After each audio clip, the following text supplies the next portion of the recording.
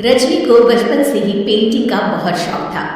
वो हमेशा से ही पेंटर बनना चाहती थी, पर उसकी माँ और पिताजी ने उसको कभी भी इस चीज़ के लिए सपोर्ट नहीं किया और उसकी शादी नीरव से हो गई। नीरव रजनी को बहुत प्यार करता था, पर रजनी हमेशा चुपचाप ही रहती।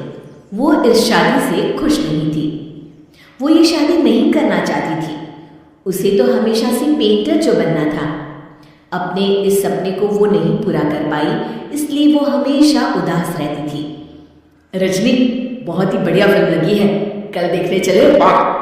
नहीं जी, कल मुझे बहुत काम है, मैं नहीं जा पाऊंगी। अच्छा तो कोई बात नहीं, संडे को चलते हैं। देखिए, मुझे फिल्म देखना पसंद नहीं है, आपको जाना है तो चले जाइए। नीरव को मना करके रजनी वहां से चली जाती है और अपने बैग को खोलकर उसमें बंद पड़े ब्रश और कलर्स को देखकर रोने लगती है। रजनी, चलो ना कहीं बाहर खाने चलते हैं, कुछ तुम्हारी पसंद का। जी मुझे नहीं जाना, मेरी तबीयत ठीक नहीं है। रजनी वहां से चली जाती है। नीरव को समझ नहीं आता कि रजनी उससे इतना दूर क्यों रहती है। वो जब भी उसके साथ वक्त बिताना चाहता है, रजनी कोई ना कोई बहाना बना देती है। एक दिन घर पर कोई नहीं था। रजनी घर का सारा काम जल्दी से खत्म कर लेती है। घर पर अकेले होने के कारण वो सोचती है कि वो आज पेंटिंग करेगी। वो अपने कमरे में जाकर पेंट ब्रशेस और कलर्स निकालकर जैसे ही कलर मिक्स कर रही होती है कि दरवाजे पर बेल बज जाती है। अब कौन आ गया इस वक्त? इतनी मुश्किल से तो मुझे पेंट करने का मौका मिला है। रजनी दरवाजा खोलती है तो उसकी सास अपनी सहेलियों के साथ खड़ी होती है और सब घर के अंदर आ जाते हैं। अरे बहू, सबको शरबत बनाकर पिला दे, बाहर तो बड़ी गर्मी है। जी। रजनी पेंट ना कर पाने से उदास हो जाती है। उसे गुस्सा भी आ रहा होता है कि उसने इस शादी के लिए हाँ क्यों कह दी। वो रसोई में जा रही होती है कि उसकी सास उसे रोकती है। बहू, सबके खाने का भी इंतजाम कर लेना, आज का लंच तो ये सब यही करेगी। हाँ। रजनी बिना कुछ कहे रसोई में चली जाती है। सबके लिए खाना बनाती है। सब खाना खाते हैं और रजनी घड़ी देखती है कि ये सब कब जाएंगे ताकि वो अपनी पेंटिंग कर सके। जब शाम होती है तब सब चले जाते हैं अपने घर। अरे बहू, सब तेरे खाने की तो बहुत तारीफ कर रहे थे, सबको बहुत अच्छा लगा खाना। आपको मुझे सुबह बताना चाहिए था ना कि आपकी सहेलियां आ रही हैं। पता भी है कितना वक्त लगा सारा खाना बनाने में। अरे बहू, तू ऐसे कैसे बात कर रही है मुझसे?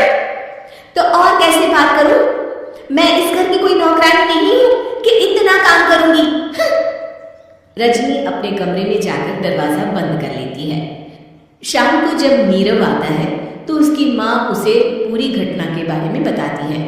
क्या रजनी ने आपसे इस तरह बात की? माँ, हाँ, और पता नहीं उसे क्या हो गया है, शाम से बाहर भी नहीं आई है।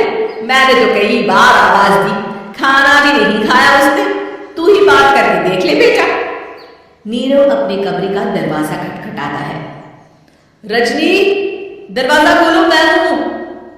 रजनी दरवाजा खोलती है और फिर वापस जाकर अपने बिस्तर पर लेट जाती है। रजनी, मां से बात करने का ये क्या तरीका है? मैंने कोई गलत बात नहीं की है। अरे तुम क्यों ऐसे बर्ताव कर रही हो सबके साथ? क्या तुम इस शादी से खुश नहीं हो? रजनी कुछ नहीं बोलती। अरे बताओ मुझे रजनी, क्या ये शादी तुम्हारी मर्जी के खिलाफ हुई है? हाँ, मैं ये शादी कभी नहीं करना चाहती थी। तुमसे क्या, मैं किसी से भी शादी नहीं करना चाहती थी। रजनी रोने लगती है। चुप हो जाओ रजनी, बताओ मुझे, तुम क्यों नहीं करना चाहती थी शादी? रजनी बेड के नीचे से अपने पेंटिंग्स, कलर्स, ब्रश, पेपर्स निकालती है। इतने में उसकी सास भी कमरे में आ जाती है। ये देख रहे हो, ये थे मेरे सपने। मैं पेंटर बनना चाहती थी, पर माँ पापा ने कभी सपोर्ट नहीं किया और मेरी शादी करवा दी। मेरे सारे सपने टूट गए। हर वक्त बस गुस्सा आता रहता है मुझे। मैं जानती हूँ कि आप लोगों की इसमें कोई गलती नहीं है, पर मैं क्या करूं, मुझे समझ में नहीं आता।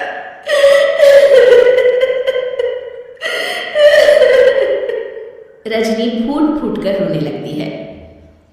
मुझे माफ कर दीजिए, आप दोनों के साथ मैं बहुत बुरा बर्ताव कर रही हूँ। अरे रजनी बेटा चुप हो जाओ तुम। नीरव पानी लेकर आता है।